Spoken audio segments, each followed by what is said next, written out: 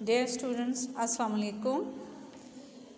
उर्दू की चौथी जमात के लिए आप लोग रेडी हैं? आज का हमारा जो सबक है वो है हमारे त्यौहार। सबक हमारे त्यौहार, सफ़ा नंबर 64, 65, 66 और ये लेक्चर नंबर 3 है। आज हम जैसे कि नाम से आपको ज़ाहिर हो रहे हैं कि त्यौहार, हमारे मज़हबी त्यौहार जो हैं ये हम अपने मज़हबी त्यौहार 2 मनाते हैं, जिनमें हमारा है ईद उल फ़ितर, ईद उल अज़हा, जिसको हम छोटी ईद और बड़ी ईद भी कहते हैं। तो आज हम उसके बारे में ज़रा पढ़ेंगे। और सफ़ा नंबर क्या है? 64, 65 और 66 से। तो मेरी गुड बॉयज़ रेडी हो जाएं और हम आज उसमें से पढ़ेंगे।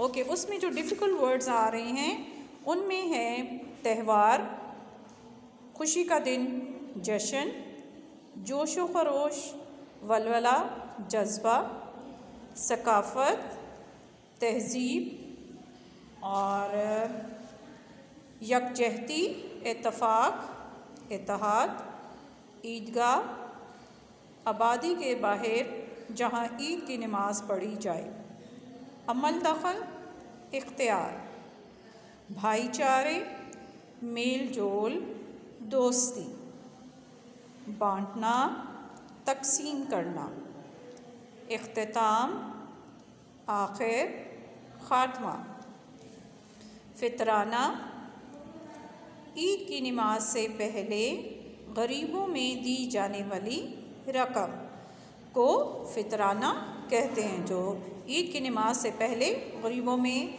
चाहे रुपया, पैसा या सामान या जो भी हो वो दिया जाता है।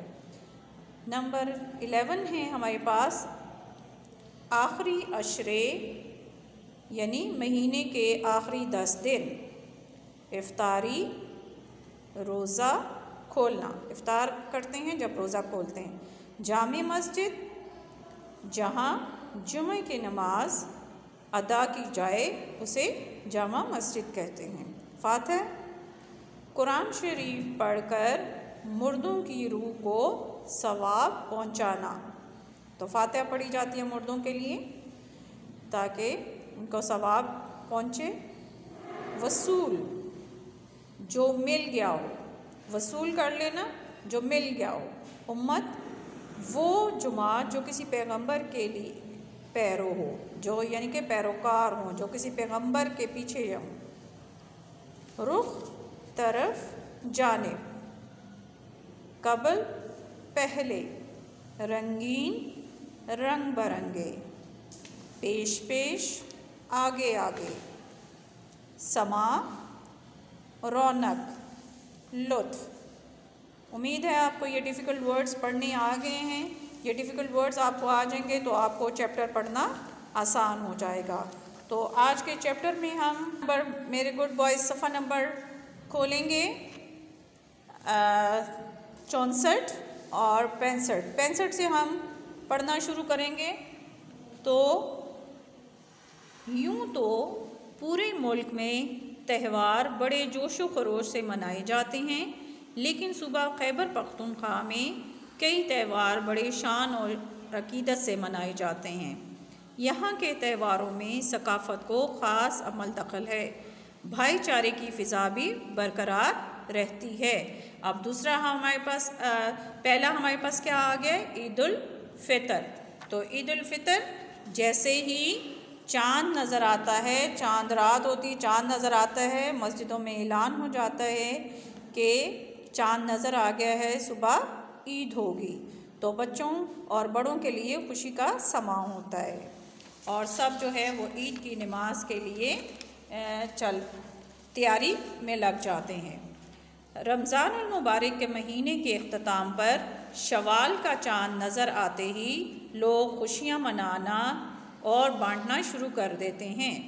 ईद की तैयारी रमज़ान के महीने से ही शुरू हो जाती है। रमज़ान के आखिरी अशरे में अफ्तारी के बाद दुकानें खुल जाती हैं और लोग ख़रीदो फ़रोख्त के लिए निकल पड़ते हैं। यहाँ पे आपने देखा कि ख़रीदो फ़रोख्त के लिए लोग निकल पड़ते हैं कि इफ्तारी का टाइम है और बच्चों के लिए जगह जगह मेले लग जाते हैं। अब बच्चों के लिए क्या होता है, जगह जगह मेले लगते हैं, पकवान तैयार किए जाते हैं। बच्चे जो हैं वो मेलों ठेलों में जाते हैं, वहाँ से खिलौने और गुब्बारे और इस तरह की चीज़ें लेकर खूब खेलते हैं। पकवान तैयार किए जाते हैं, मिठाइयाँ बनती हैं, मगर मीठे में सबसे ज़्यादा अहमियत सेवइयों को दी जाती है। बच्चियाँ ईद की रात मेहंदी भी लगाती हैं। ईद के दिन लोग सुबह उठकर मर्द हजरात जामे मस्जिद, खुले मैदानों और ईदगाहों में पढ़ते हैं। जैसा कि आपको तस्वीर में नज़र आ रहा है, खुले मैदान में जो है वो ईद की नमाज़ पढ़ी जाती है। खुले मैदानों में ईद की नमाज़ पढ़ी जाती है और नमाज से पहले फ़ितराना गरीबों को दिया जाता है ताकि गरीब भी ईद की खुशियों में शरीक हो सके। नमाज ईद के बाद नमाजी आपस में गले मिलते हैं और एक दूसरे को ईद मुबारक कहते हैं। ईद मिलते हैं और एक दूसरे को ईद मुबारक कहते हैं। अक्सर लोग अपने बुज़ुर्गों की कब्रों पर जाकर फातिहा पढ़ते हैं और अपने रिश्तेदारों और दोस्तों के घर ईद मिलने के लिए जाते हैं और फिर घर आकर दूध मिली सेवइयाँ जिन पर मलाई और शक्कर पड़ी होती है खाते हैं।